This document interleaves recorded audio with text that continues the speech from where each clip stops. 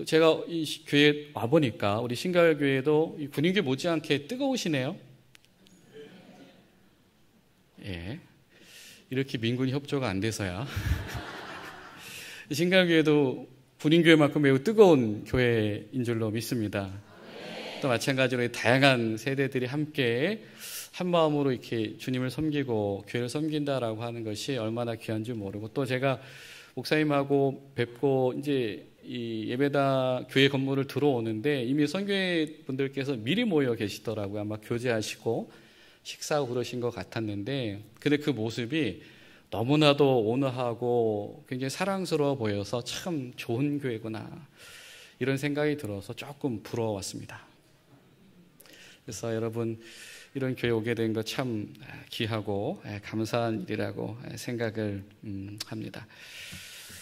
이 마리아는 그 성경에 나오는 많은 사람들 중에서 물론 여러 명의 마리아가 있지만 가장 예수님께 사랑받았던 인물들 중에 한 사람이고, 또 가장 중요할 때 예수님 곁에 있으며 때론 주님께서 부르시는 그때의 그 자리를 섬겼던 인물들이죠. 그래서 결과적으로는 성경에서 제일 사랑받았던 사람들 중에 한 사람이 마리아다. 저는 오늘 이 헌신 예배 드리는 이 마리아 선교의 한 분 한 분들이 정말 하나님 앞에서 이렇게 보물처럼 사용되시기를 소망합니다. 그리고 같은 은혜가 우리 성도님들 가운데서도 있으시기를 바라고요. 또 성경을 보면 그만큼 이 사랑받는 대상들, 하나님께서 주님께서 사랑하시는 대상을 표현하는 아름다운 많은 단어들이 있을 텐데, 그 중에서 마음에 들어온 단어가 한 가지가 있다면 신부라고 하는 단어일 겁니다. 오늘 말씀 속에서도 그런 이 말씀이 등장을 하지요. 아내가 자신을 준비하였다. 오늘 좀 우리가 결혼 이야기를 좀 해보고 싶습니다. 혹시 여러분 기억나시나요? 결혼식 날 우리 마리아 선교 여러분, 여러분의 그 모습이 기억나시죠? 잊어본 적 없죠? 물론 지금도 충분히 아름다우시지만 아마 인생 가운데 가장 아름답고 사랑스러웠던 날들 중에 아마 한순간이실 겁니다. 사랑스럽다라고 표현하는 이유는 정말 모든 사람들이 그날만큼은 신부를 사랑하고 축복하고 집중하기 때문이죠. 이 전통 혼례가 됐든지 가문과 가문이 만나든지 아니면 이 서양식의 이런 결혼 예식이 됐든지 모르겠습니다. 왜 그런지 모르겠으나 이 신부라고 하는 사람은 그렇게 주목받고 이 사랑받는 존재인 것 같아요.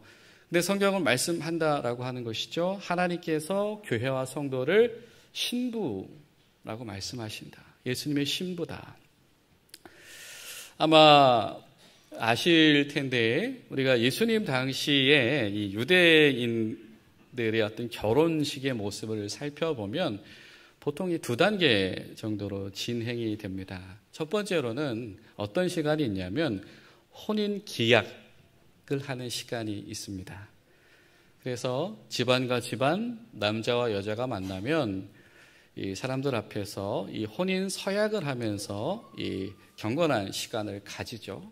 근데 그러고 바로 신혼집으로 들어가는 게 아니라 일정 시간을 보냅니다. 짧으면 수개월에서 길면 1년 가까이 이 결혼의 완성을 준비하는 기간을 가지게 됩니다.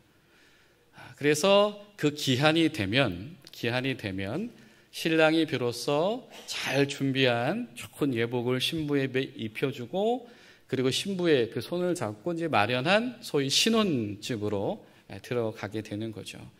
많은 사람들의 축하 속에서 신혼집에 다다르게 되면 함께 한 7개 정도의 이 축복의 이 선언문을 서로 낭독하고 기도문을 낭독하기도 하고, 그리고 마지막으로는 입구에서 유리잔을 쨍그랑하고 깨뜨립니다. 예루살렘 성조차도 무너졌었다라고 하는 것을 기억하는 것이죠. 그래서 우리의 인생 가운데 기쁜 날만 올 수는 없다. 분명히 깨어지고 상한 날이 올 수도 있겠으나, 그러나 그럼에도 불구하고 우리의 이런 사랑스러운 서약은 흔들린다, 흔들리지 않는다? 흔들리지 않는다. 이제 그런 의미를 담고 들어가게 되면 비로소 이제 아름다운 이 가정생활이 시작이 되는 겁니다. 그런데 그 중에 특별히 혼인 기약을 할 때요. 혼인 기약을 할 때 이 신랑이 이 신부에게 주어야 하는 것들이 몇 가지가 있는데 그 중에 하나가 뭐냐면 케투바라고 하는 결혼 약정서입니다. 이게 아주 잘 아름답게 치장이 되고 잘 준비가 되고 뭐 요만한 쪽지에 쓰는 것이 아니라 큼지막한 이런 약정서를 만든다라고 하는 것이죠. 그리고 그곳에 어떤 내용들이 들어있냐면 가령 이런 내용들이 그 안에 포함이 됩니다. 첫 번째는 뭐냐면 신부의 권리를 보호하는 내용들이에요. 그래서 이 신부를 위해서 이 신랑이 지불해야 되는 금액들이 있는 겁니다. 그리고 결혼 생활 동안에 지켜야 될 의무 이런 것들이 명기가 되게 되어 있어요. 그리고 두 번째는 뭐가 있냐면 재정적인 보상에 대한 내용들이 반드시 들어가게 되어 있습니다. 행여라도 이혼하게 되거나 행여라도 사별하게 되었을 때에 이 신부를 보호하기 위한 장치가 그 안에 있는 것이죠. 그리고 또 이 결혼식을 하기 위한 성사되기 위한 조건들이 그 안에 들어가기도 합니다. 이 신부라든지 신부의 가정이 제공해야 되는 것들, 음식이 되었든지 의복이 되었든지 뭐 부양의 의무가 되었든지 뭐 이런 것들이 명기가 되게 되고요. 또는 거기에 어떤 내용들이 포함이 되냐면 이 법적인 문서로서 이 결혼이 정당한 결혼이다라고 하는 것이 표시가 되게 됩니다. 그래서 행여라도 이 여인이 혼자가 되었을 때라든지 어떤 특별한 상황을 만났을 때에 이 여인이 홀로 되려고 홀로 된 것이 아니고 피치 못할 사정에 의해서 그도 한 가정의 아내였고 어머니였으나 이런 상황에 놓이게 됐다라고 하는 것들을 다 보장하게 되어 있는 것이죠. 그리고 그것을 소위 혼인 기약할 때에 신랑과 신부가 서로 낭독을 하는 겁니다. 그리고 이것을 낭독을 다 하게 되어지면 아까 말씀드린 대로 한 1년 가까운 시간을 보내면서 이제 서로 가정을 꾸릴 날을 준비하고 기다리게 되는 것이죠. 자, 막상 이 결혼식이다라고 하는 것이 뭐 우리나라도 그렇지 않을 수 있습니다만은 아주 간단하진 않은 것 같아요. 이 짧고 짧은 절차들 중에서 굉장히 많은 의미들이 담겨져 있습니다. 그런데 제가 이 절차들 중에서 오늘 주목하고 싶은 점은 무엇이냐면 우리가 아까 여러분이 결혼식도 추억을 했었지만 이 모든 결혼 과정들 속에서 주인공이 신부라고 하는 것이 굉장히 놀랍다라고 하는 겁니다. 모든 관심, 모든 보호나 보장의 어떤 권리가 지금 우리가 말씀드린 내용들 중에 누구에게 다 집중되어져 있죠? 이 결혼할 아내, 그 신부에게 집중되어져 있다라고 하는 것입니다. 신랑이 신부를 데려오기 위해서는 이렇게 심혈을 들여서 준비를 하고 그리고 일정 기간 드디어 우리 집에 올 때까지 그 신부를 그리워하면서 이제 내가 이렇게 준비가 되었으니 내 사랑하는 아내를 내 집으로 이제는 데려와서 아름다운 가정으로서 살아갈 수 있겠구나라고 하는 그런 꿈을 꾸어나가는 기간이 바로 이 혼인기약의 기간이다라고 하는 것입니다. 자, 그런데 오늘 성경 우리에게 오늘 뭐라고 말씀하시나요?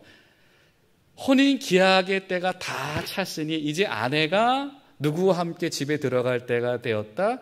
예수님과 함께 집에 들어갈 때가 되었다라고 하는 것이죠. 하나님께서 무슨 말씀을 하고 계시냐면 교회와 성도들을 향해서 교회는 성도는 그렇게 예수님께서 정말로 보고 싶어 하시고 기다리시고 그 손 붙잡고 같이 들어가기를 원하시는 아끼는 신부고 사랑하는 아내다라고 하는 것입니다.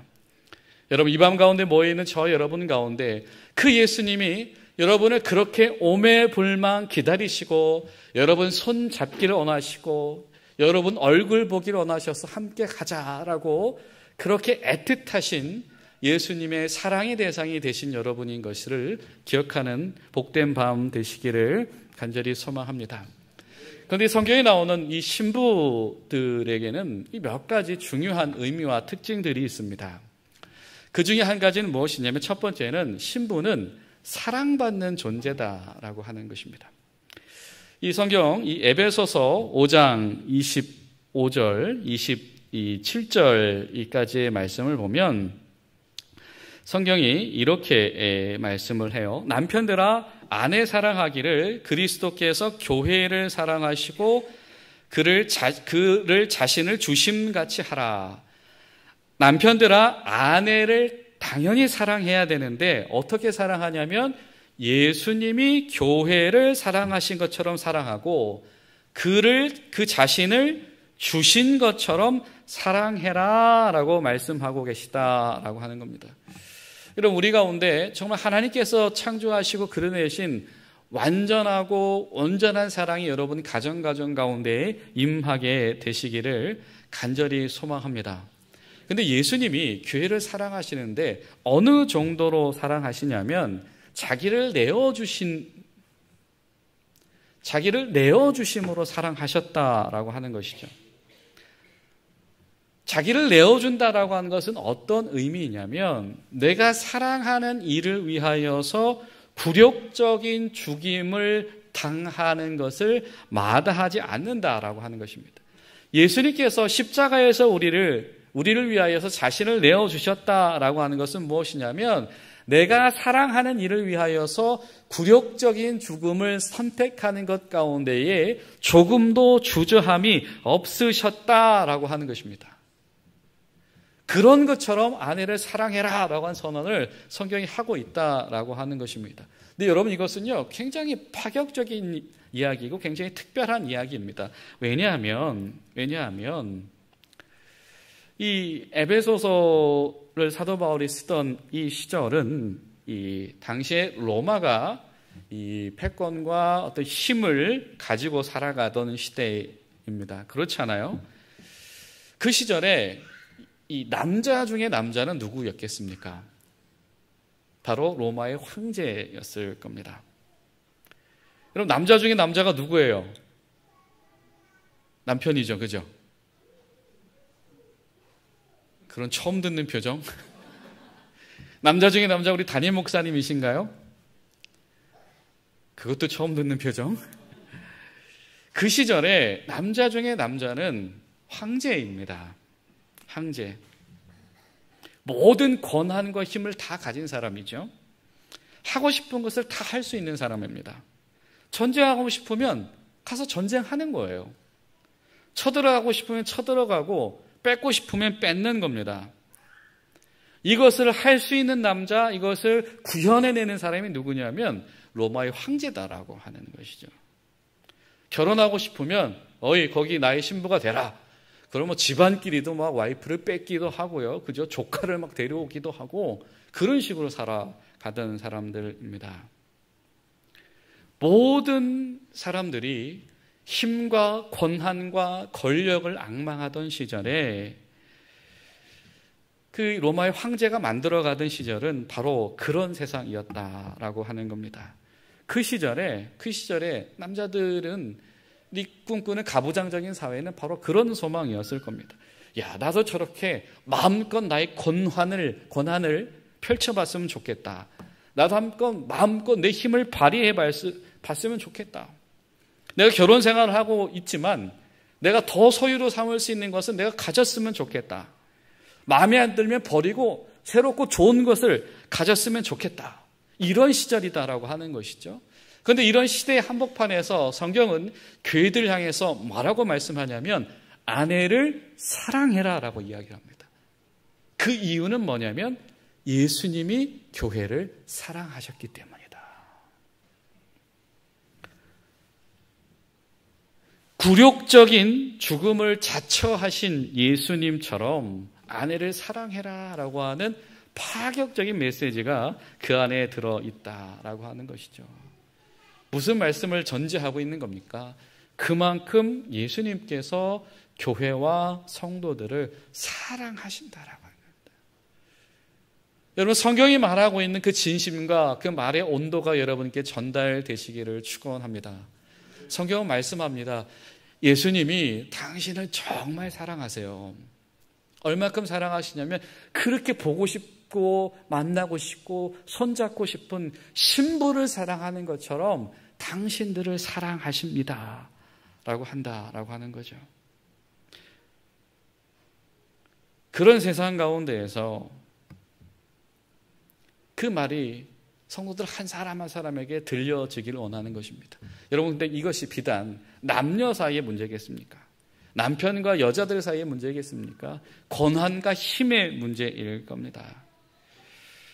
힘이 있는 사람들, 권한과 권력이 있는 사람들, 내가 하고 싶은 대로 내 의지대로 마음껏 할 수 있는 사람들을 그렇게 살아가려고 하겠죠. 그러다 보면 그런 사람들 때문에 버림받는 사람도 나올 것이고 상처받는 사람도 나올 것이고 그러다 보면 거기서 눈물 흘리는 사람들도 나올 겁니다. 그 사람이 권한을 마음대로 부림을 통해서 비통함을 경험하고 있고 함부로 취급받는 사람들이 나온다라고 하는 거죠. 아니, 내 남편이 나를 버리고 어떻게 그럴 수 있어? 라고 하는 똑같은 심정을 겪는 많은 사람들이 있게 되는 거죠. 근데 성경은 그 말씀을 하는 거예요. 그런 시절 가운데에서 그런 세상의 판단이 너의 인생을 규정짓게 하지 말아라 라고 하는 겁니다. 힘이 있는 사람들 때문에, 권한에 있는 사람들 때문에 왜 내 인생을 그렇게 함부로 취급해? 라고 하는 그런 상처와 아픔이 있는 사람들에게 그런 세상의 판단이 너의 인생을 정의하는 방편이 되게 하지 말아라. 너희들의 인생은 그런 사람들이 그렇게 평가하고 판단할 수 있는 인생이 아니라 예수님이 신부처럼 사랑하는 한 사람 한 사람 그런 존재들이다라고 하는 것입니다.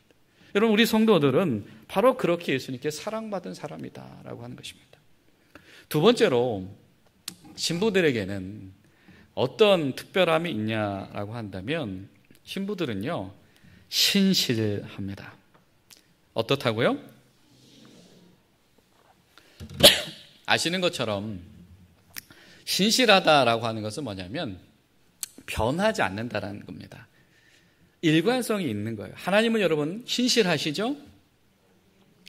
그 하나님은 어떤 하나님이십니까? 어제나 오늘이나 내일이나 같으신 하나님이세요. 아브라함에게 말씀하셨던 하나님은 모세에게도 같은 하나님이시며 모세에게 임하셨던 하나님은 다윗에게도 같은 하나님 되어 주십니다. 이 하나님이 신실하신 하나님, 변하지 않는 하나님이시다라고 하는 겁니다.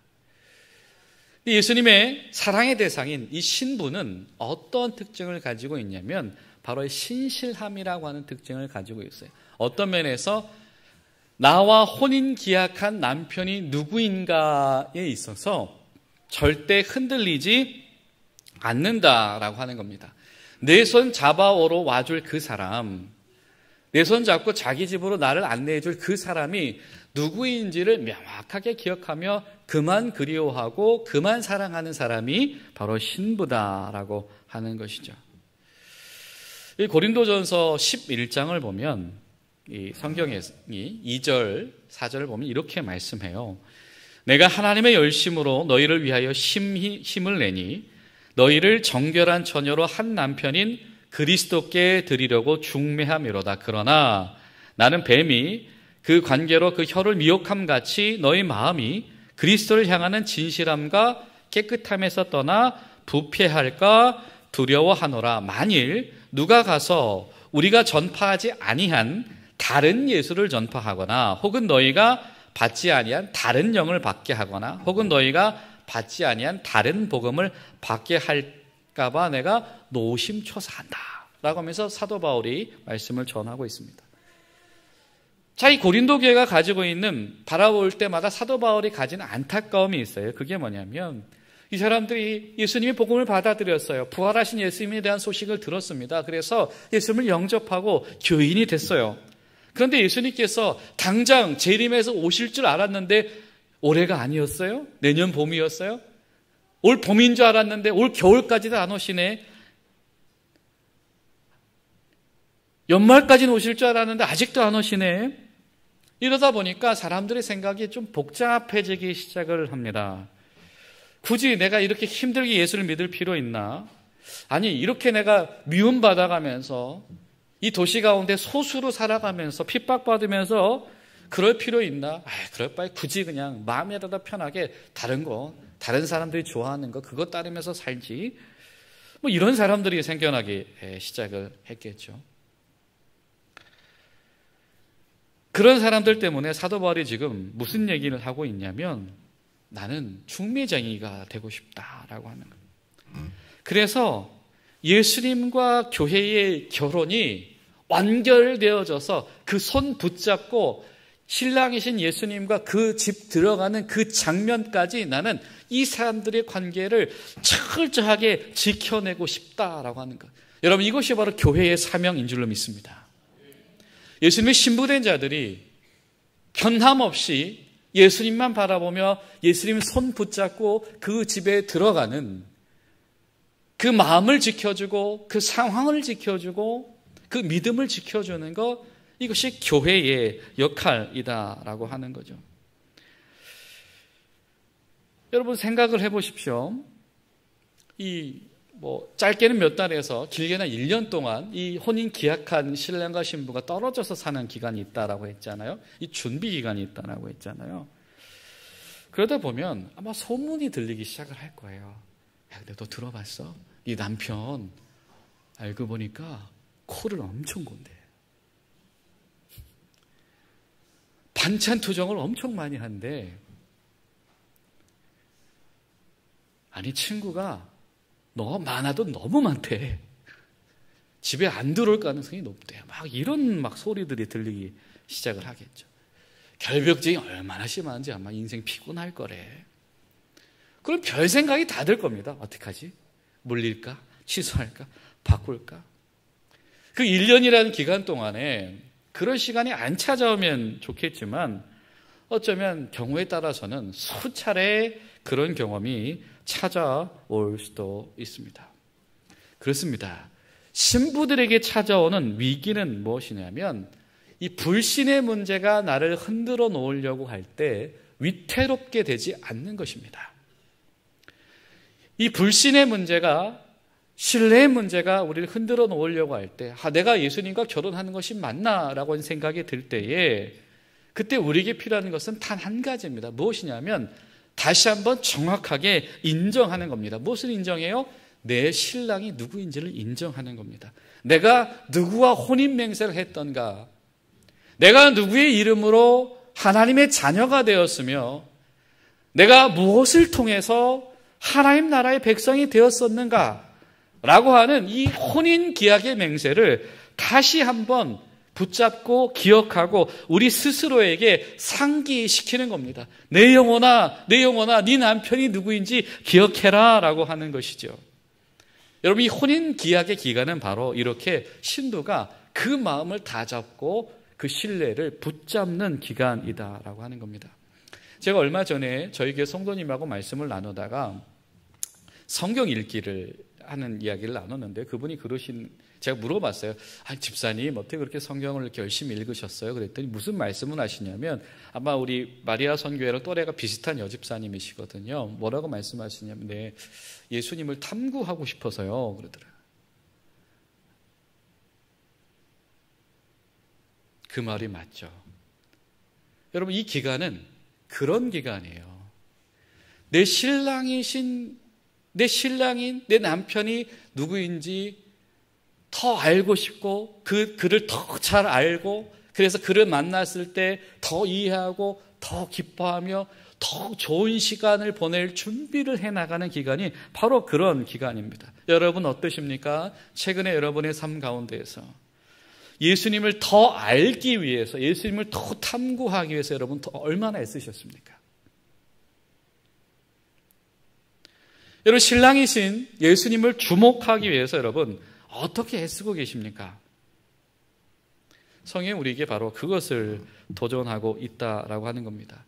혼인 기약이 다 이를 때까지 이 아내가 그 기간을 준비하고 있었다. 여러분 이번 새로운 한 주간 동안에 저와 여러분 가운데 내가 예수님께 더 주목할 만한 이유, 내가 예수님을 더 알아갈 만한 이유가 회복되시는 복된 은혜가 있게 되시기를 축원합니다. 그리고 마지막으로 한 가지가 더 있다라고 한다면 신부는 어떤 존재인가? 신부는 아름답게 옷 입는 사람들입니다. 오늘 우리가 읽은 성경 7절, 8절 말씀을 다시 한번 보시면, 자, 어린 양의 혼인 기약이 이르렀고 이제 그 기한이 찼습니다. 신랑 손잡을 때가 됐습니다. 그랬더니 어떻게 합니까? 그의 아내가 자신을 준비하였더니 어떻게 하신대요?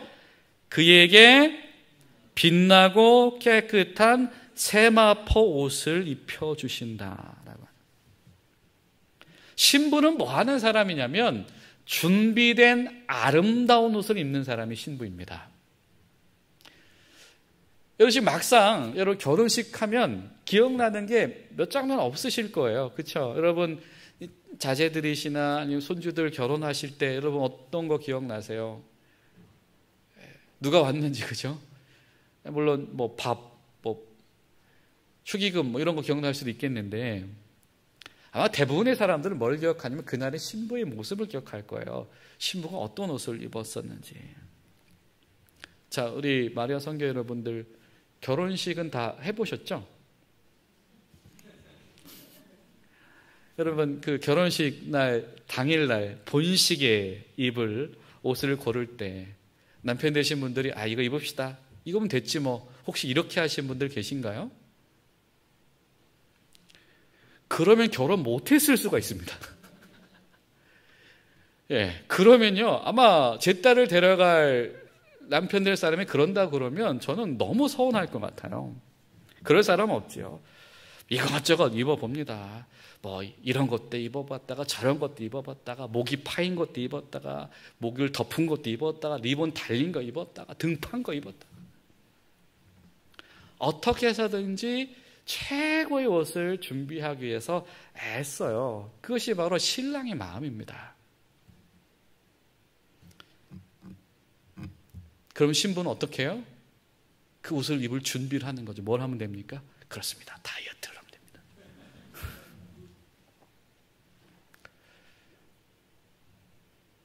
중요한 것은 그 옷을 누가 준비하는 거예요?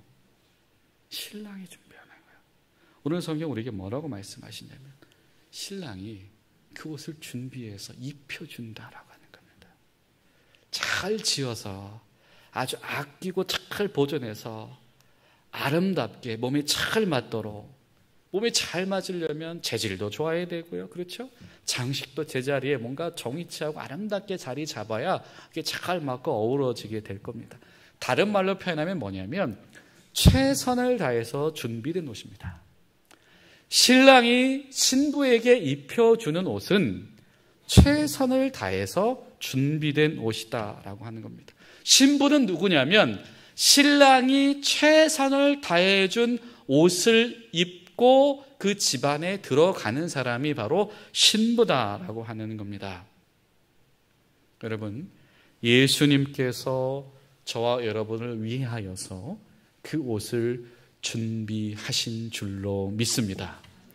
그런데 그 옷이 어떤 옷이라고 오늘 말씀은 설명을 하나요?